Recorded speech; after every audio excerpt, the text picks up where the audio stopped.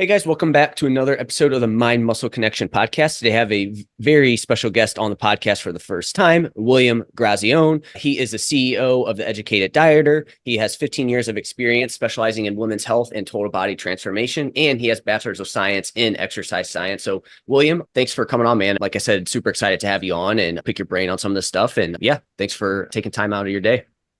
Awesome. Yeah, absolutely, Jeff. I really appreciate you reaching out to me. Obviously, it's a pleasure to meet you. And obviously, it's great to be here on the show. And I'm looking forward to talking about the topics that we have laid out so we can educate the audience. Yeah, absolutely, man. So what is, anytime I bring a new guest on, I always just want to get a brief kind of background on, how they got into this field and kind of what that's look like for you. Yeah, sure. I actually got involved in health and athletics playing sports. So I played football all the way through college. And in college, that's where I developed a passion for bodybuilding. More so, it was bodybuilding and body composition transformation. And truthfully, even going through my academic time, really didn't learn a lot about nutrition and how to manipulate the diet to achieve these goals that we have now in the physique development space. A lot of it was, yeah, you should eat these things to be healthy, but nobody's really talking about optimal ways to lose body fat and or muscle. And I believe I was a junior in college when I stumbled upon a couple articles by a gentleman. Everybody here will know Dr. Lane Norton. And Lane Norton was a client of Dr. Joe Klemczewski's at the time. And he was also starting to write a lot more. And I learned from Lane and Dr. Joe for the next few years and ultimately pissed off a lot of my college professors because I would ask them a bunch of questions and they did not have the answers. And after I was done playing football, graduated from college, I pretty much decided to tap my toes in the water of natural bodybuilding. And I used everything I learned from Dr. Joe and Lane to step on stage at my first show. It was the OCB Southeastern States, and I won the overall. And after that, I was pretty much hooked in the world of natural bodybuilding. Went on, turned pro in the NGA in 2010, then won my what was formerly known as the IFPA, turned professional again 2012 under the tutelage of Dr. Norton. I worked with him for a bodybuilding competition prep season, and then I got into powerlifting. And after I had gotten my accolades and did all the things for myself to essentially learn what I needed to know, a lot of people started to ask me to help them. Lane and I ultimately became really good friends, hung out all the time and stuff. And he showed me the world of online coaching, which everybody at that time, it was my goal to become that. But everybody at the time was saying that, hey, man, this is a pipe dream. It's impossible. It's not going to happen. And keep in mind, this is like 2010, 2011, 12, before this thing really blew up. And I remember the first time I met him, I hung out with him. He made me believe that it was real. And here we are 14 years later, and it's as real as it's ever been. With that being said, I always like to give homage to the individuals that got me in the game, which is Lane and Dr. Joe. And we have a lot of very close friends in the industry as well. Lane's been a tremendous mentor to me, and he was my introduction to the world of natural bodybuilding and powerlifting. Awesome, man. Yeah, Lane's awesome. Very polarizing, but awesome guy for sure. And yeah, that's cool, man. So you're one of the almost OGs essentially here of the online coaching space. And I definitely think your company shows that having all that experience definitely is helpful. I know too, doing some brief background on you as well too. Father of 4, is that correct? Yeah, so I am married. I've been married to my wife, Tanya. We're going on 10 years. And then I do have four children all the way from 20 years old to 5.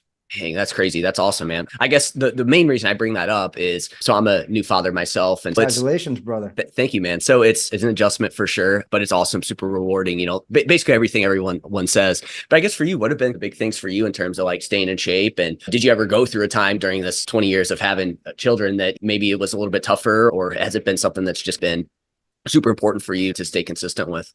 So I think it stems from my reality, my family reality of growing up and seeing everybody be very overweight and obese. Okay. So for reference, all the adults in my family were over or around 300 pounds when I was growing up. So I got to see, okay, I don't want to look like that. And I became infatuated at a pretty young age with a muscular build. Whether it was playing with my Ninja Turtle figurines or whatever it was, I just saw the magazines and I saw these things and I was like, I want to have muscles too. So I actually started lifting weights when I was very young. And I realized that through putting a lot of effort into something like resistance training, I could get strong and I could look strong. And as a young kid, when you're stronger than all the other kids start to look at you a little bit different. They start to ask you to flex and stuff. So I built some of my like athletic confidence in just being stronger than most of the other kids that were my age. But I also knew that by putting that effort into lifting weights, that I wasn't going to quote unquote end up like the rest of my family had ended up, which is a lot of them had diabetes, type 2 diabetes, and you're watching your mother inject herself with insulin every day. And I knew I didn't want that. And ultimately, that was also one of my first steps into the world of functional medicine, was because I essentially had to figure out what I needed to learn in order to help my mom lose over 100 pounds and stop losing as much insulin. So my beginning comes from being very overweight, almost being force fed, chubby kid, wasn't very athletic until I started to play football. And then everything just turned around from that point. But I say all that to say this: as a young kid, I wasn't taught how to be healthy, right? But I will be the man that teaches my young kids how to be healthy. So from a family perspective, I think it's a standard. I think as a man and as the leader of the house, you have to set the standard and you have to set the tone for everybody in your roof, right? Under your roof, in the perimeter of your yard. You set the tone for everything. And so I know that if I live a healthy lifestyle by making it mandatory, whether it be I go for a walk, I go for a run, my kid sees me lift weights, they see me do hard things. They see me cook. They see me feed myself healthy food. They see that I don't look like a lot of the other dads. I want that because I want them to be that outlier as well. And so when we say, how do you make it work? You just make it work. You make sure that your standards are what they are. You make sure that your standards are you eat a healthy diet, you exercise, you stay in good shape. You don't have to look like a pro bodybuilder all the time, but you take care of yourself. And when kids see strength, especially if you have a son, your kids will likely want to emulate strength. Your daughters see strength. Guess what? They're probably going to want to look for strength in a man when they get older. You know what I mean? Or maybe they want to follow in your footsteps too and be strong. Either way, you're showing them healthy habits. And I'd much rather, because we all have to choose, men, women, adults, we have to choose, if we have kids, what habits do you want to show your children? Do you want to show them how to not exercise, lay on the couch, be stressed out all the time, not eat healthy food, be overweight, go to the doctor, take prescription meds all the time? Do you want to show them that? Or do you want to show them being physically fit, going for walks, being calm, being as low stress as possible, lifting weights, eating healthy food, being in control of your life, showing them that you read, show them that you care about your own education so that therefore they care about their education? I think all that stuff matters. And being a leader, I believe that's what it is. You do it first. And then guess what's going to happen? Your wife's probably going to want to follow in line too. And then your kids are going to want to follow in line too. And as long as you can reflect back on that and say, I wasn't perfect as a father, and that's okay, but I did the best that I could do and I showed them the right stuff. I think that's what the end goal is. Yeah, no, that's awesome. Like you said there, lead by example, right? You see a lot of people that like eat a lot of obesity just in general is an issue, but even for like children these days. And I feel like a lot of times it's, again, probably habits that they've picked up. And then on top of it, it's, oh, now you got, you need to eat, parents telling their kids they need to eat this and that, when it's like, they don't do those things either. And it's, again, like you said, leading by example is super important. So for you, it just sounds like that's the standard you have for yourself. And you know that at the end of the day, you want your kids to follow that. And so you're going to do it yourself. So you just make it work and you get it done. You figure out how to do it. And I think that's awesome. So for you then, what does your kind of training and nutrition look like these days? Is it something that's evolved over time, or do you focus on the same things, or does it just depend on this kind of season of life as well too? Yeah, it's definitely evolved. It's definitely evolved a lot. When I was fresh out of becoming a professional bodybuilder, I'd go through my normal bulk and cut seasons and stuff like that. But the training has always remained pretty consistent. Now, granted, I have some busy seasons in life, just like everybody else does. Like, hell, I'm in Tampa Bay, Florida, and we just got hit by 2 hurricanes back to back. And I wasn't in the gym 5 days a week during that time. Like I had to ebb and flow. I had to do what I had to do to make sure that everybody felt safe. I could clean up my property and all that kind of thing. Training and nutrition for me, right now, I would say, are more about just maintaining the lean body mass that I have and also maintaining the body composition that I have. Now, if I ever decide to set a goal to maybe lean up maybe 5 to 7 pounds, obviously I can do that. And it's pretty quick macro tweak. It doesn't really require all that much. But I just got sick and tired, man, of going through the natural bodybuilding whirlwind of me trying to bulk up to 205 and then cut down to 175 and then bulk back up to 205, cut down to 175. I just got tired of that. And I realized that really wasn't making me any happier. What was going to make me happy, though, was finding a happy medium somewhere in the middle where I could live in a position where I looked great, I felt great, I could eat enough calories where I'm not starving all the time, and I was hormonally healthy. The hormonal side of it didn't really come into play until I was about 35 or so. But that's where I live now. Is I still love to train, usually 3 to 4 days per week. I'm still a bodybuilder at heart, so don't think I've given up on that. Like I love training for bodybuilding. I love a muscular physique. I still admire guys like in the IFBB and the natural pros that are sweeping the circuit now. I'm a big fan of physique development because I know how much time, effort, and consistency it takes to develop an amazing physique. But I'm just not in a position where I am dedicating that many hours to training every single week in order to grow. It's more of let me maintain the muscle that I have for right now. And as far as my diet goes, I eat to maintain. So right now I'm living at about 187 pounds, 188 pounds, and I'm probably around 12 to maybe 13% body fat. But like I said earlier, being an educated dieter, I always know if I want to make a couple of tweaks, all I got to do is just tweak my macros just a little bit, maybe add in some spin sessions on a spin bike, and I'll drop down to 180 and be pretty ripped. For what it's worth, right now, it's more about the maintenance and me being as healthy as possible to prevent the proverbial lose muscle and get fat as I age. Yep. No, that all sounds pretty familiar, right? Like me too, where like in the past, I'd really try to push scale weight up. And like you said, those bulking phases, which I do think if you want to build a good amount of muscle, you probably need to do that at some point. Maybe you don't have to go to the extreme, but again, probably some period of time. But once you get to a good, place, very similar to you, where it's like less concerned about like really pushing the body weight up and almost just finding that kind of sweet spot of obviously you're not super shredded at this moment, but you feel good. Your overall health is in a good spot and you're probably eating in a way that's you make good choices. You're focused on like being healthy, but you probably have some flexibility in there as well too, if you want to have any of that. And that's that sweet spot. I know you mentioned the health side of things. Was there anything specific there? You said around 35, you focus more on that side of things. Was there anything specific there that you noticed on your end or anything like that? Or yeah, I was in more of a business push at that time. Like we were growing, the business was growing pretty quickly. And to keep up with the demand, I was just way over consuming stims. And I wasn't sleeping very much. And so when I noticed that my performance in the gym started to suffer, I noticed I didn't feel great. I noticed that I was consuming way too many energy drinks, way too many pre-workouts, way too many Trenta black iced coffees from Starbucks. And I felt like trash without caffeine. I realized that was a problem. And so then that kind of led me down the proverbial rabbit hole of let me check my blood sugar because it ran in my family. Let me check my blood sugar. Let me see what my A1C is. Let me see what my insulin is. Well, let me try to see like what's going on with my adrenal glands because if I wake up and I feel dog tired all day long, like obviously I'm not getting a proper cortisol awakening response. So what's going on?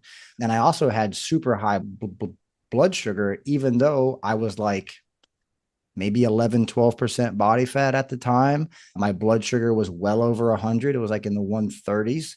And I had this episode where I was in my office and I was about to record. I don't remember what it was. Maybe it was like a YouTube video or something. And I just started to see spots. And I was like, this is really weird.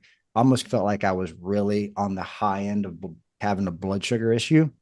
And checked my blood sugar. It was like 135 or something. And I said, oh, F this. I'm just going to go for a walk and then let me come back and let me figure this out.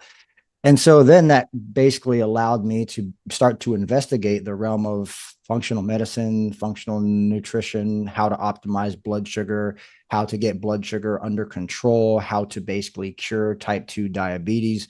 That's how I got down the rabbit hole of that, was because I saw it happen with my own family. I helped my mom through it. And then I started to experience some of those issues. Now, granted, it's because my lifestyle was shit, right? It's because I was only sleeping 4 or 5 hours per night. It's because I wasn't walking enough. It's because I was over consuming calories. It's because I was over consuming caffeine. It's because my adrenal glands were shot. That's the reason, right? So it's lifestyle at the end of the day. And I recognize that. And I recognize that I couldn't push myself that hard and do it for that long without there being a consequence. So for me, that was the big eye-opening thing where I was like, oh, even if I don't take care of myself, like that's possible. And ultimately, I started to realize that as I started to put more of this information out on the internet, that a lot of people were having similar lifestyle related disease. And so that's where I decided to jump in and try to help them. Now, I will circle back and I will say that if your audience is listening to this, and yeah, if they're natural bodybuilders and they want to build muscle and they want to bulk and they want to do all that stuff, do it. Because that's the way I built all the muscle that I had. That's the only way I turned pro. Right. I was like, I built such a good foundation, such a good base that when I got stage lean, the guy that I competed against to turn professional, he was well over 200 pounds. And I was able to beat him just because for a guy that was only 5'8" and a half, 175 pounds, the shape and the density and the fullness was there. But had I not gone through 10 years of playing football and powerlifting, I don't think I would have had that mass. You know what I'm saying? And then to also say some more detail focused things, when you're trying to bodybuild, obviously, like you have to eat as many calories as possible in order to be able to gain the weight that you want. Basically, if you have a healthy metabolism, you're probably going to have to eat upwards of around 4,000 calories or more than that in order to build. And I got to a point as an entrepreneur trying to grow a business that whenever I would load my body up on carbohydrates, I felt terrible. I couldn't focus. I wanted to take a nap. And that was the introductory of me knowing that I was becoming more insulin resistant. And so now a couple call them biohacks that I utilize. I typically like to go low carbohydrate like early in the day so I can get all my like brain intensive work done. And then as the day goes on and I'm about to get into my training, that's when I'll start to put carbohydrates into my diet. So I work two different things. One of them is I want to look good. I want to be a bodybuilder. I want to get good pumps in the gym. The other one is I need my brain to function really good so I can do cool stuff like this with Jeff. You know what I'm saying? Because truthfully, if I'd have ate a bunch of carbs before this, dude, I'd be stumbling all over my words. Hopefully that helps a couple people out there, but I just wanted to make sure that I touched on that too, because I think nutrition can be used as a therapy. But I also think nutrition can be used and timed properly to essentially ensure that some of these things we never talk about, like your cognitive function and focus, can be optimal when you need it to be.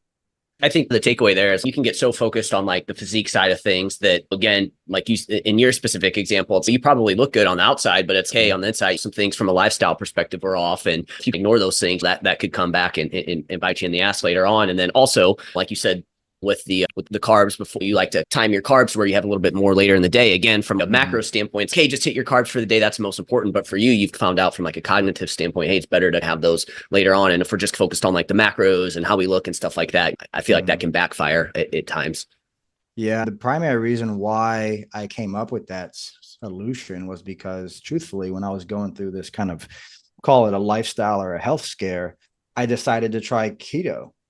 I just went keto, like, oh, wow, like my brain functions amazing here. I even started using some alpha GPC and like some MCT oils and stuff like that. And I was like, wow, my brain feels great. I could interview people on a podcast and I could just talk all day long and I felt fine. And so I also have gone through a period where I did some fasting as well. So I fasted for 5 or 6 days in a row. And there was a lot of benefits that came from both of those experiences. And so the benefits that I derived from both of those experiences led me to know that nutrition is a therapy. It's a tool. And we can use this tool based off of whoever we're working with. So if we do get somebody that is insulin resistant and very overweight, and we know from an evidence-based perspective, like we could diet them as aggressively as they want. They're not going to have to worry about losing muscle mass. So if you get somebody that's massively overweight, potentially type 2 diabetic, why not just go ahead and go super aggressive with them in the beginning to strip 20 pounds off of them, get them insulin sensitive as fast as possible, and then the body can actually utilize the carbohydrates that it's putting in. You know what I'm saying? So those are all the things that I've tried to experiment with to ultimately lead me to a place where I can help more people. But I always start by experimenting on me first. And I do read all the scientific literature. I'm friends with Dr. Campbell, amazing guy. Like, I love the research. I've studied it. But at the end of the day, I've also realized that a lot of the time, the researchers are coming to the people that are on the cutting edge, asking us what we're doing. So therefore, now they can create the research study and then provide validation for what we're doing now 3 years later. So yeah, anyway. I love it. Yeah, no, it sounds like, again, you're obviously you're into the research, and we're gonna use that, but at the same time, you have your own experiences and working with clients too that obviously you want to rely on. You don't just want to look at the research. Like you said, sometimes it can lag behind a little bit and say, I've already been doing that, and that's worked on my clients in the past. But yeah, no, the carb one's interesting because I do think and trust me, I've been there myself. I think in like the evidence-based kind of physique world, it is people do demonize like quote unquote low carbohydrate, but I do think there definitely are some circumstances where you may want to do that. And it sounds like for you, again, it sounds like type 2 diabetes or high blood sugar kind of runs in the family. So to somebody like you may benefit from that a little bit more. And then like you said, somebody who's overweight, hey, maybe that's going to be the right strategy for them. But you take somebody who on the flip side maybe super lean and stuff like that, and they do a ton of exercise, maybe for them super low carb might not be the answer. So it's, again, finding who you work with, and again, that's super important. Exactly. Cool, man. So one thing I did want to talk to you about was the Educated Dieter. It's obviously the name of your company. And so I'm just curious, are there certain traits? Is there anything like, what does the Educated Dieter mean? And what are some things you try to work towards there with that? Yeah, absolutely. So the Educated Dieter, essentially, I got the name because my name of my old company used to be called Metabolic Evolution, which, you think about that, like, we're evolving the metabolism. We're getting you from eating 1,200 calories to 2,000. Look, it's a metabolic evolution, right? And I remember at about 2020, right before COVID, a client of mine, she was so happy with the results that she had acquired. And she was probably more happy because of the fact that I actually was talking to her. And over Zoom and stuff like that, with all this new tech stuff, we can do awesome stuff like this, even with our clients. They get us like one-on-one. And she said, I really feel like what you've truly done for me, yes, it's been a metabolic evolution, but I feel like you made me an educated dieter. I know how to diet intelligently. I know how to map out my diet. I know how to create these phases of transformation. And I'm like, that's incredible. I'm like, what did you say? Educated dieter? You feel like and I was like, boom, there it is. And I just took that and I decided to name the company The Educated Dieter, because what I feel like we do a really good job at is we teach people how to do it for themselves. We allow them to become autonomous over the course of time. And I understand what the normal scope of nutrition coaching looks like, which is, okay, send your check-in on Monday. I'll respond. I'll adjust your macros, your training, and your cardio. And that's the gist of it. But when you actually get the opportunity to book a call with your coach once a month for a half an hour, you can ask whatever questions you would like. And then also, we're asking questions in the biofeedback every single week to essentially make sure that we can teach you what you need to know to, again, be autonomous over the course of time. So I believe an educated dieter is someone who learns to understand all of the evidence-based nutrition concepts that we have to use to maintain a healthy metabolism, maintain our muscle mass, and improve our health while losing body fat. And these are these strategies that we talk about in the evidence-based space, which, if people aren't in the evidence-based coaching space, you're probably not going to know what I'm about to say. But an educated dieter knows how to use all the refeed strategies, all the diet breaks, transitioning out of calorie restriction, managing stress, maintaining muscle mass during a fat loss phase, and optimizing their internal health by reviewing blood work. An educated dieter knows how to do all that stuff. So that's why I named the company The Educated Dieter. And also the idea of nutritional periodization, probably one of the most important things that we could think about as a coach. Because if we're trying to create a timeline for a client, we're really thinking about, how are we going to periodize this, or how are we going to properly plan this out to essentially make sure that this person is entering a fat loss phase because they earned it, right? They built their metabolism up, they built muscle, we optimized their hormones, we did all the stuff that we needed to do. They earned the ability to start that fat loss phase. Boom, best fat loss phase they've ever had in their life. They dropped like 20 pounds of fat, they look great. Okay, now that we've done that, what was the side effect of losing that 20 pounds of body fat? Did it have any negative metabolic outcomes? We don't know, so let's get some blood work done. I then get the blood work back, and we can see that throughout this fat loss phase, maybe the individual's testosterone fell a little bit. Maybe their thyroid dropped from a 3 to a 2.1, something like this. And ultimately, then we have the recovery process after the fat loss phase. We spend a couple months there. And then if they want to build, then we spend a couple months there. And then we essentially make them earn that fat loss phase again if they need to lose body fat again. Truthfully, as I mentioned to you earlier, I'm not a really big fan of having these big wonky like shifts in weight anymore. Like the woman that I posted this morning, right? She's 8 months post diet and she still looks amazing. That's the educated dieter. That's understanding that we can get to a place where we look great, we feel great, we can eat enough calories, we're not starving all the time, and we're hormonally healthy. And that woman that I posted this morning accomplished all that. Yeah, no, that's awesome. It sounds like, again, you're, like you said, a lot of the fitness coaching is just like, hey, here's your calories, macros, training. Hey, all right, weight isn't down or whatever. We need to make some adjustments or progress pictures. But for you, it's, hey, you're obviously going a little bit deeper than that, but you're also teaching the person how to diet and, again, like how to manage it so they're more educated, which, again, I think is lacking. So I love that kind of further education around what's going on. I'm assuming it's a lot of, again, like you said, having that call with clients, you're diving into, hey, here's why these things are happening too. Because, again, like you said, if it's just, here's your progress picture, or here's your progress pictures, here's your weight. All right, let's just make this change. And again, they're not figuring out what's going on and how their body specifically responds, which is what we talked about earlier. There was a few things you mentioned in there that I want to talk about. So first, you did mention like biofeedback. So what are some things that you're typically looking at from that perspective? Yeah. So on the biofeedback, so every single week, once a client completes their normal check-in information, like their weight, their macros, their training, step count, all that kind of thing, at the end of every week, we have them go into their biofeedback tab. Now they have a specific tab on their Excel spreadsheet. And typically the things that we ask for are going to be their waist measurements, how their gastrointestinal health is on a scale of 1 to 10, their energy levels on a scale of 1 to 10, their stress, how they feel in the gym, how they feel from an energy perspective, how they feel from a sleep perspective, stressors in life. And then typically there's a question and answer box kind of down there at the bottom of that. So they can ask any specific questions that they have. That way we know what to answer when we send them back their Loom responses every single week. But pretty much everything that would involve pretty much everything that's involved in functional medicine that is not involved in evidence-based nutrition coaching is what we ask for on that biofeedback sheet.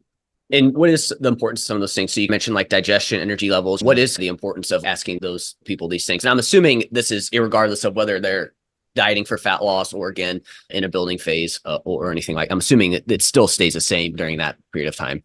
Yeah. So what we ask for stays the same, but the expectation of what they should look like can actually, it can change a little bit. So I'm going to go ahead and I'm going to open one up here and I'll just walk you through the way that we do it, because ultimately we have to understand that there are some negative, I guess, metabolic adaptations, but I think what we have to do in evidence-based nutrition coaching is be able to clearly be able to articulate what is metabolic adaptation, like from an internal perspective, because we could throw like a big name on it and call it what it is, but what truly is it at its core internally? If you actually get the right blood work done and you start to analyze labs, what is metabolic adaptation? So what I like to try to do is I like to diet people as intelligently as possible, or what I like to call dieting them smarter. Okay. So dieting people as intelligently as possible means we are trying to do what we can to manage the stress on the physiology to the best of our ability, right? Meaning that you shouldn't lose much muscle mass, right? You should consistently lose body fat. You should not have a lot of gastrointestinal problems, right? If you're dieting and you maybe have, especially for women, if a woman's on a low calorie diet, she's been dieting for 8 to 12 weeks now, and she starts to skip the morning where she goes to the bathroom, right? And then next thing you know, you have women that aren't going to the bathroom for 2 days in a row, and then 3 days in a row, and then 4 days in a row. There's nothing moving through the gastrointestinal tract. And this, my friend, is how small intestinal bacterial overgrowth actually occurs, is because you're not properly detoxifying the organism. So therefore, ideally I ask for your GI health, because if they say I'm a little constipated, bada bing, I'll increase their magnesium. Problem solved. So that way I'm being as proactive as possible. I'm not being reactive later on when she says, Coach, I'm so constipated, I haven't gone to the bathroom in 5 days and my weight's up 4 or 5 pounds. And then the coach is freaking out and they're like, oh my God, I don't know what to do. This is where I think functional matters when it comes to evidence-based coaching, right? Because in evidence-based coaching, they don't pay attention to any of this stuff. Now, the things that, again, it's just so that I didn't miss anything.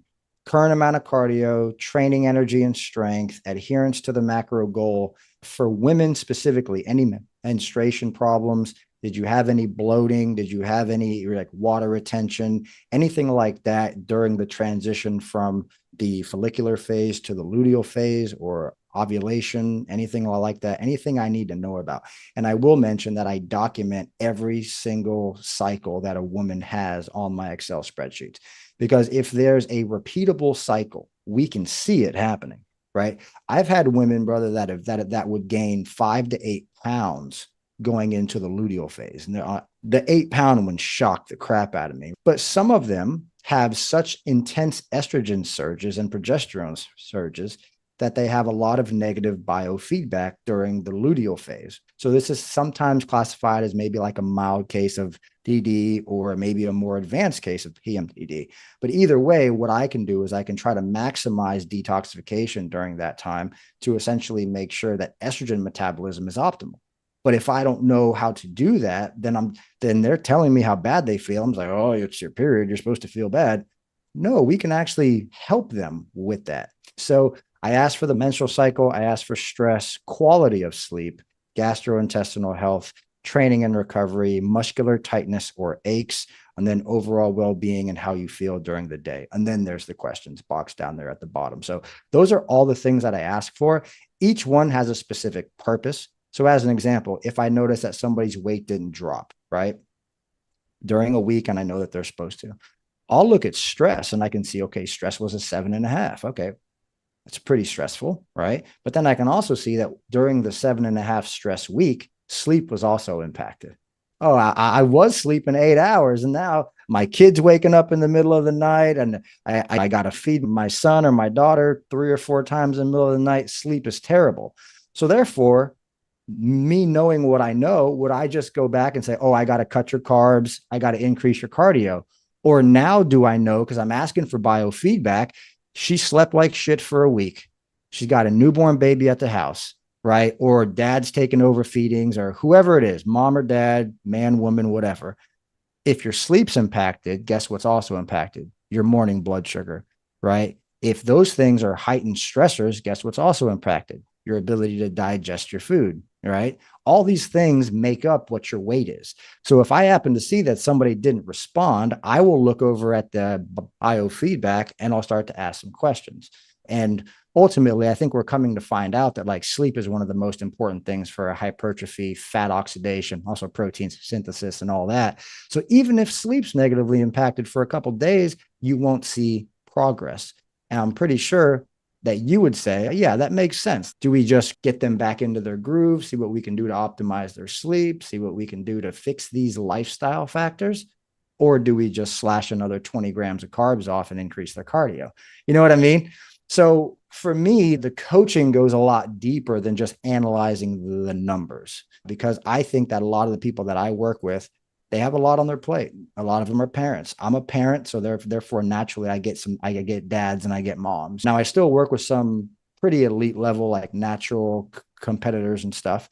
But for the most part, we're working with general population people that have allowed their lifestyle to allow their body, their composition, how they feel, all of their normal healthy habits to get so far from what is optimal that they need help getting it back to optimal. Yeah, no, I couldn't agree more, man. I love that you dive into these things because it is super important, right? And like we said, most people don't do that. And like you said, it's, oh, hey, just cut 20 more grams of carbs out and we'll go from there. And it's like you said, they have all these things going on. And so you can go in there and you can see, hey, this is one of the main things that's going on. We need to work on that before dropping any more calories or whatever that is. Or the other one is with the females, right? Because like they go into the luteal phase and naturally, most of the time, their weight's going to surge a little bit. And if you're working with them for months, you can see the trend. You can see the data. It's like a matrix. So you can see the data.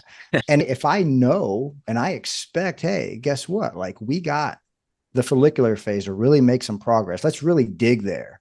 And then in the luteal phase, maybe I'm coaxing you along a little bit less. And maybe I'm even giving you slightly higher calories around your periods and stuff all like that.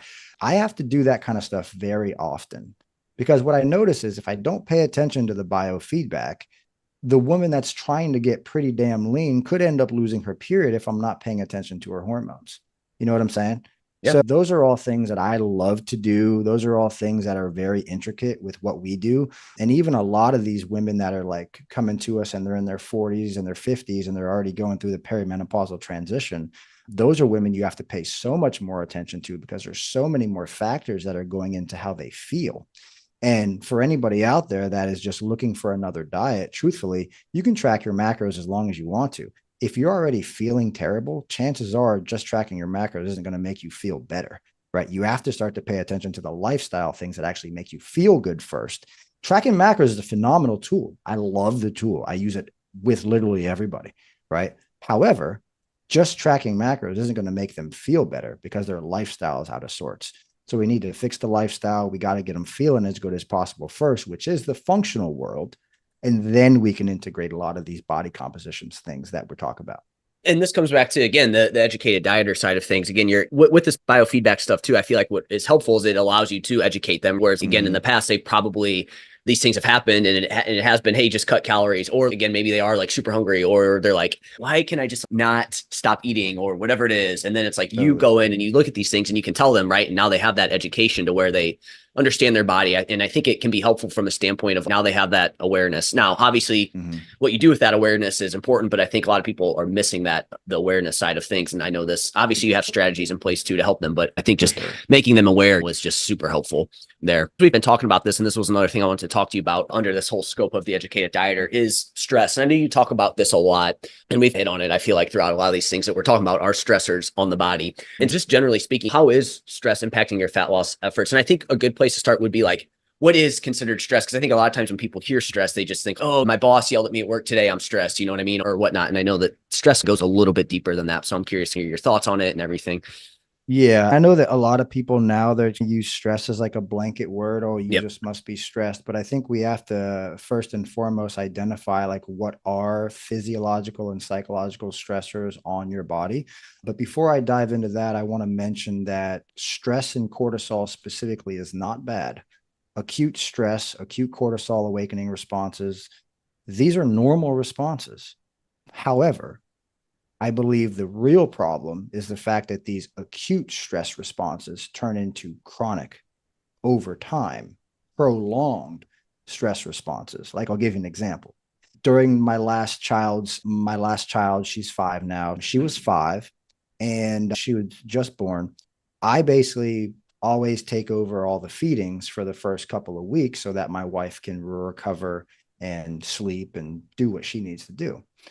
But I didn't get more than a 2-hour block of sleep for 18, 19 days in a row. It felt terrible, but I'm like, hey, listen, I'm the man. I'm going to do what I need to do to take care of my family. On day 19, Jeff, I had to board a plane and fly to Columbus, Ohio to go speak at the Arnold Classic. Oh, great timing. Dude, I was so angry, bro. I was like, I could tell my blood sugar was crazy. My anxiety was through the roof. And I'm not a mean guy. But I remember I walked up in the front of the audience and I said, if you didn't come here to learn, take notes, I just said, get out. And I was like, where did that even come from? Like, I'm a super nice guy, super home, like all that stuff. But it came because my allostatic load, which I'm going to talk about here in a second, allostatic load was just all my stress buckets were capped off and they had nowhere else to go. So when we're identifying what stress is, it is a culmination of a lot of different things, but keep in mind that it's physiological and psychological. Okay. Now, neither one is more than the other, but they both matter. Okay. So the things that I would probably mention would be inadequate energy intake first and foremost. So chronic calorie restriction or just low carb dieting or fasting, stuff like that. Those are stressors. Excessive amounts of exercise. Now, I don't necessarily believe in the ideology of overtraining, but I do believe in the ideology of underfeeding the organism to recover from the training. Okay. So typically you pair those though. You have these exercise freaks who just keep working out, and then you have them also trying to diet. You also just have stressors in general, like stressors of life. inadequate sleep, low food quality. I know the industry doesn't talk a lot about that, but micronutrients and various other vitamins and minerals that you get from vegetables, all those things really do matter. And then you also have things like maybe like substance abuse, maybe like smoking and drinking alcohol too often, stuff like that. You would also have things that are like very traumatic types of events, I would say, or things that when you enter into those experiences, your heart just goes crazy.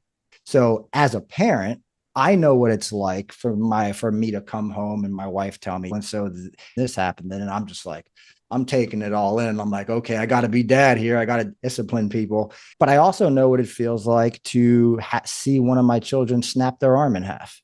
You know what I mean? And like, Yeah. holy crap, dude.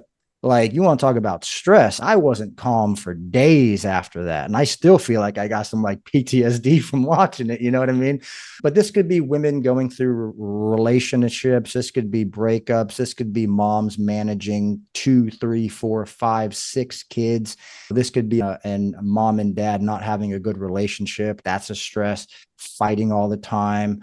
It's a lot of different stuff. But what allostatic load is the culmination of all of those things put together until, guess what happens? You can no longer maintain homeostasis or a calm environment, a environment that's resilient enough to recover from these stressors. Now you can't recover from the stressors, and those stressors actually begin to negatively influence your metabolism.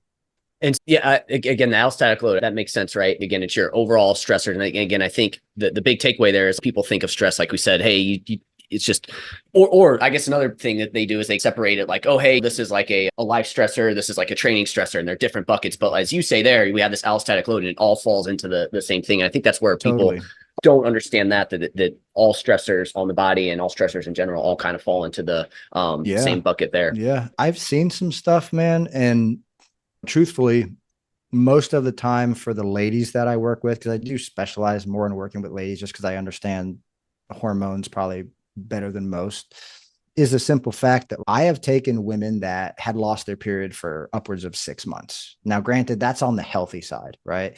Lose your period for 6 months. They're not really trying to diet, but whatever new training program they started has them training their lower body like 3 days a week, and they're training like 6 days a week, and they're not taking a lot of time off. They'll lose their cycle just because there's too much training volume. They'll come to me, hey, trying to get my period back. I'll ask them what kind of training program they're on. They'll show me the program, and I'm like, it's just too much volume. I don't think you need this much. I'll back off the volume, maybe back off the frequency a little bit, maybe manipulate their calories, but most of the time I don't even have to manipulate the calories. And then guess what happens? We give them a couple supplements and then boom, periods back, they're back to normal. And then they say, what do I need to do to maintain this? I just say, don't go back on that training program that you were doing, because whoever it was built for, whoever it was made for, it wasn't made for you. Because if it was, that wouldn't have happened.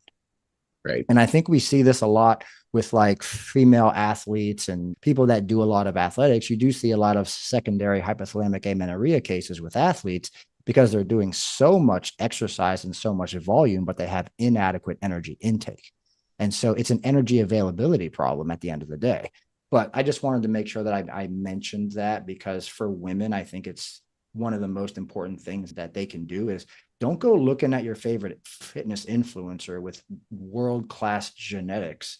And just because she's doing a specific training program, you think you need to do the same training program, but she's also taken Anavar and probably some other stuff, and you think you can recover just like her, right? Her testosterone naturally is like 100. Your testosterone, because you're so metabolically adapted, is like a 10.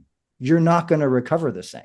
And she probably doesn't have a full-time job. She probably doesn't have 2 or 3 kids at home, all the other everyday stressors as well too. Man. Yeah, it all matters. We have this high allostatic load. And so I guess for some people, probably a lot of people listening, they probably do have that. And so I guess before we dive into maybe some things that you work on with people specifically to help maybe lower that, how does this like impact fat loss, body composition change? Yeah, sure. I guess first and foremost, like if we're looking at these circadian rhythm, the natural functioning circadian rhythm would be as the sun rises, sunlight shines through your optic nerve, releases a little bit of glucose, a little bit of stress, cortisol rises, and you have energy to wake up and you go attack your day, right? In an individual that maybe has I guess, maybe too much cortisol. So again, this is like chronic stress. I believe what ends up happening first and foremost is that it begins to negatively influence your blood sugar. Okay. So I've also seen, you've probably seen the research on this too, but even 1 to 2 hours less of quality sleep can negatively influence blood glucose by as much as 10 nanograms per deciliter, which is a big deal. That's the difference between being at a 90, which is insulin sensitive, and being at 100, which is pre-diabetic. You know what I mean? So I think it usually starts there. Now for men, I think that we can tolerate a lot more stress than women because we're more resilient, because we have such high levels of testosterone, which is the resiliency hormone. For women, though, women cannot tolerate the same amount of stress as a man can. And therefore, I think they're more apt to developing some of these hormonal issues that we're seeing a lot of nowadays. But I will mention that females, in and of themselves, the first thing that they get impacted is usually going to be their gut health. So this is where like maybe they get some constipation stuff going on, a little bit of bloating stuff and things like that. But as far as cortisol, you should have a cortisol awakening response. Now, sometimes cortisol can be low in the morning. It can also be high in the morning. Now, when I'm doing blood work, I do like to look at a initial cortisol just to see like where they at around like 9 o'clock in the morning. And if I need to, we can then go to a 4-point saliva test so we can see like, is your circadian rhythm functioning properly? Do you have that spike in the morning, gradual fall, and the day do it again? Or maybe is it flip-flopped, meaning you'd have a low cortisol awakening response in the morning. It never really spikes. And then at the end of the day, it ticks up, which we do see that a lot in women that can't sleep at night. So I think it's very important to identify who it is, what's going on. But the first thing that I typically see is under a status of high stress, typically it starts to impact your blood glucose first. Now, I'll also mention that when you have higher than normal blood glucose, you're also more irritable. You're also more snacky. If you're more snacky, you're more irritable, high blood sugar, guess what? You're going to probably want to snack more. Snacking more, calorie surplus, fat gain. Doesn't take a genius to figure that out. Now, also, I would mention that if we're not sleeping properly, then we can start tapping into that degradation with muscle proteins synthesis. So I think this is where we tap into a very unpleasant position of gaining body fat and losing lean body mass. Which not a great place to be at all. Yeah, no, that makes sense. Like you said, again, it's blood sugar, the big thing. Again, that's going to make your body less, just add more friction to the energy balance side of things. And then on top of it, you also have the energy inside of things where now you're more likely to want to like snack and you're going to be more irritable. Again, that could impact like motivation and stuff like that. And you can see where you see this kind of mismatch there. So the dysregulation of the endocrine system is like the second piece. And that's where I think a lot of the hormonal stuff starts to be hit. So like under high bouts of stress, male testosterone can drop significantly. But the reason I say blood glucose first is that's typically the first tip of the iceberg. And then after the dysregulation of the endocrine system starts to occur, that's where we're seeing these hormonal issues. So you're seeing guys' testosterone plummet. You're seeing girls with very low testosterone, estrogen dominance, all that kind of stuff. Or maybe they're just bloated all the time because they're not going to the bathroom anymore. Either way, all those are problems that we have as coaches, in my opinion. I think we need to know how to fix them. Yeah, no, 100%, man. I couldn't agree with you more. And so I guess what are some, I guess in this situation, are we trying to drop the allostatic load, or what are we looking at here in these situations? In an ideal scenario, yes. In an ideal scenario, you would be able to reach a place where you can drop stress, you can get them calmer, you can get their body to respond better. And I've had some tremendous outcomes where I've worked with women that are like in their 40s. They'll come to me and they're only eating like 1,200 calories a day, but they've got like 110 fasted blood sugar. I will increase your calories slowly over time, drop stress, drop training, drop cardio, have them get lab work done, fill in any holes that I may see in labs. And I've been able to increase their calories substantially and watch their blood glucose drop because they're no longer under stress. They're no longer full of stress. It's not chronically stressed out. I'll have them go walking. I'll have them do things that are calming, things like maybe yoga class, walking, less hit, less waking up at 5 o'clock in the morning and chugging caffeine. I'll have them take breaks from caffeine. I'll do a lot of that stuff. And normally the outcome is they're so much happier at the end because they are not living a life of chaos and depression. It's, now they're just even keel. It's like, I feel great every day. I look good. I'm eating enough calories. My blood sugar isn't a problem anymore. And then obviously with the hormonal stuff, I think a lot of people need to understand that your hormones essentially dictate how you feel. So if we're not taking into consideration hormone health, we're just saying, oh, how you feel, it doesn't even matter. Yep. No, man. Yes. Super important there. And I guess, is this kind of where also like things like diet breaks, refeeds, nutrition periodization also can come into play too? So I think all those things have a time and a place. And this is, again, like the concepts of the educated dieter. But if we take client A, we'll name her Sue, and we put Sue on a 12-month timeline, right? We first and foremost need to gather as much information from Sue as possible. So this is where I have what's called an MSQ, which is metabolic stress questionnaire. And truthfully, I saw one of the worst MSQs I've ever seen this morning. I started a brand new client up. She had 117 MSQ. Never in my life have I seen 117, but she had all types of stuff that was wrong, right? And so what we have to do first and foremost is we have to say, what's the health of the client as is? And ultimately, it's my job to first and foremost get you feeling as good as possible first. So what are we talking about? We're probably talking about trying to optimize hydration, make sure that they're eating really healthy, whole, single ingredient food items, maybe working on an 80-20 split, or maybe doing something like a Mediterranean style diet where they're getting a bunch of colors and fresh vegetables, fruits, fish sources, fat sources, everything that's anti-inflammatory. We're focusing on walking. We're focusing on having a sleep routine, a wake up routine, all that kind of stuff. So we can get their freaking lifestyle back to normal, for crying out loud, to get them to feel better. All right. And then once we've done that, then we can start this timeline I'm talking about. And the timeline is, we understand that fat loss should last X amount of time, right? Depending on how much the person has to lose. Could be over a year, could be 3 months, right? But then after that fat loss phase is over with, something has to come after that, right? The recovery process and so on. And so we can basically periodize all these different processes and all these different stages into a client's lifetime with us. And I think that's where a lot of this stuff, that you just have to know what tool to use inside of what job, right? So if nutritional periodization over 12 months is 4 different jobs, what tools do I use inside of each job? If we're in fat loss, yeah, I'm using diet breaks. You bet your ass I am, because I remember it was, you could actually look this up, but there's a video on YouTube that I made in 2015. And it was, I believe, the first video on YouTube that talked about diet breaks. And I had already used them for about a year. And in my opinion, the diet break is the most powerful thing that you could possibly do for somebody that's looking to maintain lean body mass, maintain their metabolic health, and learn how to safely transition out of fat loss. And so I use that tool a lot, but I typically only use that tool during a fat loss phase, because that's where it logically makes the most sense to me. If I'm trying to focus on health, I'm most of the time having them eat close to their maintenance level, because I'm not trying to restrict them. I'm not trying to have them gain fat either. I'm just trying to make sure that they're eating in an appropriate amount to maintain their physical body weight.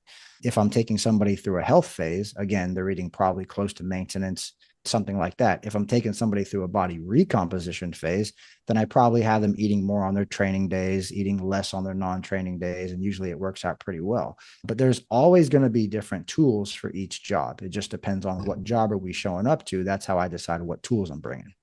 I love it. Yeah. What job are we doing here? And then that defines the tools. To go back to what we talked about initially too, or early in the conversation about the research and stuff like that. I agree 100% with you on like diet breaks, where they can be so powerful and useful. And again, something that most people like don't, before they become an educated dieter or do these things, like they're not really aware that they can do these things. I think they just need to diet through. It's funny though, like in the research, from a physiological standpoint, they don't really show too much like benefit. But again, I know from a mental side of things, that's where maybe they show a little bit more benefit. And I think if you just look at the research, you're like, they're not really useful. They don't really do anything physiologically. But again, using your experience, man, these can be super powerful. And I think that's where you can rely on these types of things. That's a prime example.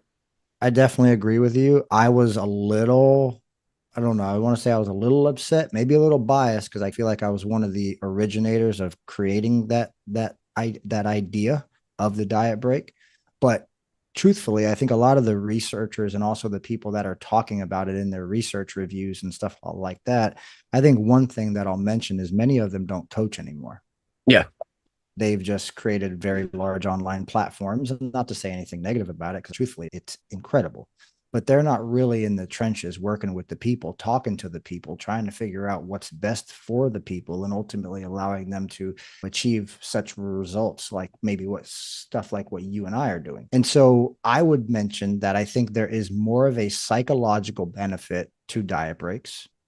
But I would also mention that the metabolic benefit of a diet break is more suitable for the person that is already pretty dang lean. Yeah. Versus somebody that's very heavy. Now, Makes granted, sense. I've even used them more in a matador style of approach, where the reason why so many people fail at dieting is because of the fact there's never anything to look forward to. So if I remove that failure that I know already exists because the data proves it, if I remove that and then I give you a diet break every now and then, and that diet break could last as long as I want it to. It could be a week, 2 weeks, 3 weeks, a month. It doesn't matter. If I can always do that and I can always give you a tool to use, regardless of whatever's going on in your life, you're probably going to stick to it for a lot longer, right? Versus you being in a fat loss phase and you say, hey, coach, I got a family vacation coming up. And the coach you send into just says, hey, just keep hitting your Just macros. keep You going. hit your macros, you suck. It's yeah, but then they're going to fail and then they're going to get right back on it. And is that best for the long term? And I will mention this, and I know a lot of people don't really talk about this, but I will say that I think diet breaks in and of themselves are the most powerful tool for women to use in fat loss. Yeah. Because of the fact that the cycle in and of itself is very energy expensive. The cycle can cost up to 200 to 300 calories per day for about 3 to 5 days leading into the period. Now, if that energy deficit, they're already in energy restriction because they're in fat loss, right? But then that further energy deficit puts them in a position where they can no longer stimulate the hormone progesterone through FSH and LH, and they have energy availability and the body feels safe. Then you could actually shut their period down sooner rather than prolonging it and then potentially not even losing their period during fat loss. Yeah, no, 100%. So there's times I'll take that break, dude, and I'll stick it right on their period.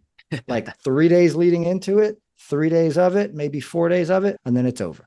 Yeah, no, that makes a ton of sense. And like you said too, I mean, I feel like when you work with people that are maybe a little bit more gen pop, they're not doing bodybuilding type stuff or anything like that. It's man, for me, looking back and again, just hearing from people, it's like the biggest thing that people struggle with is like they can go hard for a little bit, but then they always have those either, like you said, a trip that comes up or a weekend or something like that. And then it's because they feel like they need to be perfect with it and they don't ever feel like they can like mentally take that break. That's where they end up hurting themselves long term. And so that's where you can implement these. I'm 100% on board with that, man. I think they're useful. And again, I think those are some things that probably, again, research isn't going to necessarily show, and you only can really rely on your experience working with clients on that. Do you have time for a couple more quick questions, or do you need to go? This is my fault. I didn't ask you before. Yeah, I mean, I guess it just depends how much longer, but yeah, we can go 15 more minutes. I'm thinking 5-10 more minutes. I just want to hit on the muscle. We talked on the lean body mass side of things. So just have a couple questions around that. I think they'll be beneficial for the audience, and then we'll wrap it up. You had a post and it was like, just how to diet to protect muscle, and then how long to diet to protect muscle. I'm just curious to hear your thoughts on that and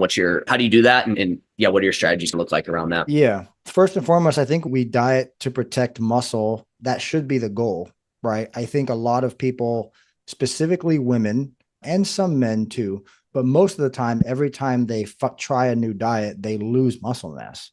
But how often are those people that are constantly doing diet to diet to diet, how often are they actually going back and rebuilding all the muscle that they lost? Never, unless they have a smart coach like yourself who can say, hey, we need to go into a 6-month muscle building process. You know what I mean? But it just never happens. And so what I believe is what we have to do first and foremost in order to protect muscle is protect performance. If we can protect gym performance and we can make sure that the strength isn't going down, then subconsciously, we're also protecting lean body mass. Because when you start to see your performance go down in the gym, the guy gets way too lean and his lifts start to suck, or a gal starts to get pretty dang lean and her performance starts to go down, or they're just over dieted and metabolism's done for and they feel tired all the time. But what we're trying to do is protect performance so we can protect muscle. So what I like to do, number one, is I like to diet them on the most amount of calories possible while still being able to achieve a preferred outcome. I also like to implement as little cardio as possible in order to achieve a specific outcome, right? Now, we can make a lot of progress and then we can still tinker things and add cardio and take away things and do all of that. Another thing that I like to do is stack their high carbohydrate days on top of the muscle groups that they are the weakest or they are a weakness, right? So as an example, if it's could be a guy or a gal, doesn't matter. But let's just say a guy's got freaking crazy jacked arms and he's got a small chest. Well, guess what? He probably should have a high carb day on his chest day. Or if he's got a great upper body but small legs, I'm probably going to have both high carb days on his leg days, and then he'd train upper body the day after a leg day, something like that. And in the same instance, if a girl wants to maintain as much of her lower body as possible, or one of her high carb days needs to be on a lower training day.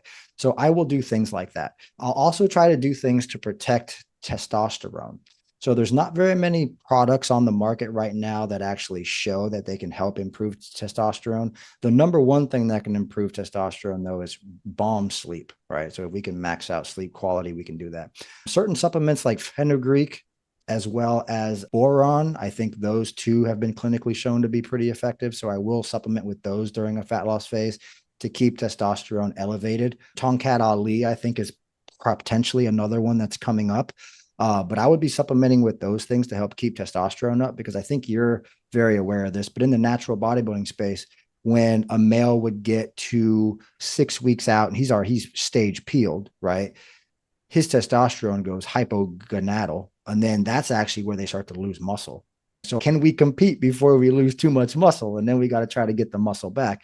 So I believe that it's a lot easier to maintain lean body mass when you have really good hormonal health as well. So those are the things that I would mention. We can dive a little bit deeper into it if you like, but on the surface, I think those are the things that matter the most. Making sure, obviously, hormonal health is optimized, sleep is optimized, how to pair nutrition around training, that's optimized. And then as far as just training in general goes, you got to be taking stuff close to failure. And you also, in my opinion, you have to have good form. So in my opinion, the contraction of the movement, the moving of the exercise into the concentric should come from the contraction of the muscle, not from you trying to bounce it or use momentum. I believe that hypertrophy responses are best in absence of momentum. So it's actually forcefully loading a overloaded eccentrics. I know that people are talking about these a lot now. Chris Barricat's actually a really good friend of mine, and there's probably nobody better in the industry to talk to than him about this stuff. But I believe in overloaded eccentrics. I believe in forceful contractions, and I believe in taking things pretty damn close to failure, if not to failure, as often as it's appropriate. Yeah, no, I think you hit the nail on the head with all those, right? And like you said, one thing that we can do there is bomb sleep. Again, that's going to be super important. And again, something that people typically overlook. And I also think probably one that it's just like you hit on there with the training. Again, probably not focused on the building muscle side of things, or at least maintaining, right? It's like, oh, I'll do that after the diet and stuff like that. But again, we want to make sure, like you said, we protect that muscle during it. Is there a time frame that you find, and you may have just hit on this in terms of, you said 6 weeks out from a bodybuilding show, you'll see guys, their testosterone drops. So that's when they start to lose muscle. But do you see a typical time frame with this where it's like, all right, now we're starting to push into that period of time? Is it the length of the diet that matters, or is, again, also we got to take into consideration the person's body fat levels and their current body composition too? Yeah, I think it's how you diet. Being brutally honest with you. I Yep. mean, if you go take a guy from 3,000 calories, drop him to 1,500 and run him there for 4 months straight with no refeeds, no nothing, in my opinion, he's going to feel a lot more like shit versus if you gave him a diet break as like a halftime, and then maybe you gave him a high carb day every week, he's probably going to feel a lot better doing that than he is just chronic dieting. And I would say, again, for women, this matters even more than it matters for men. But no, I can't necessarily say this is where they start to lose muscle. All I can say is that in the context of dieting, I think there's more ways to do it than what is being traditionally done. And I think you have to learn how to use all the evidence-based tools that we have at our disposal to learn how to diet more intelligently. So when I say diet smart, that's what I actually mean is let's diet more intelligently. Let's help you get to the end goal without you feeling like trash there. Let's also make the after picture better than the after picture. You know what I'm saying? That's the stuff that I get really fired up about. And truthfully, unless you learn how to look at lab work, you can't really start to say what's better or what's not. Because if I have case studies of people that started with me I have their whole profile when they're 25 pounds heavier. And then I get more labs done after they've lost the 25 pounds. Now I know exactly what happened during the fat loss phase. Now I know exactly what I need to fix in the recovery phase. So everybody's a little bit different. I would say that there's a lot of people that are more prone to going low testosterone or hypothyroidism or gastrointestinal problems or have their sleep be negatively impacted or go lose their periods. I'd say there's some people that are more prone to that stuff. But at the end of the day, that's what makes coaching so unique and so awesome to me is the fact that everybody's case is just a little bit different. And when you can teach people about their physiology, the same way that I had to learn about my physiology coming from an overweight, insulin resistant family, it makes all the difference in the world. Yep, absolutely, man. I think that was a great wrap up. Again, really appreciate your time. A ton of great information in here. Hopefully people listen to this and they are a little bit more educated on better dieting strategies and everything like that. But if they want to find you, find out more about you, where can the audience find you? Yeah, I just hope everybody just maybe they think a little bit more outside the box than traditional just calories in, calories out. Not to say that I don't believe in calories in, calories out, because I do, but I know that there's more to it. As far as where people can find me, you can find me on Instagram. It's at William_Grazion. We have a podcast called Hey Coach Radio available on Apple, Spotify, Libsyn, and iTunes. You can also find me on YouTube, William Grazion. I'm on TikTok now, which is a brand new thing to me. I haven't really ever used it. I'm on Facebook. And then we also have our website, theeducateddietr.com, where we have a weekly blog that goes out, as well as about, I think, 4 free ebooks that teach you how to become an educated dieter. Awesome, man. Yeah, a ton of great information. We'll definitely link that stuff in the show notes. Really appreciate your time, William. We'll have to get you on here again in the future, man, and we'll talk to you soon. Awesome, man. I appreciate your time.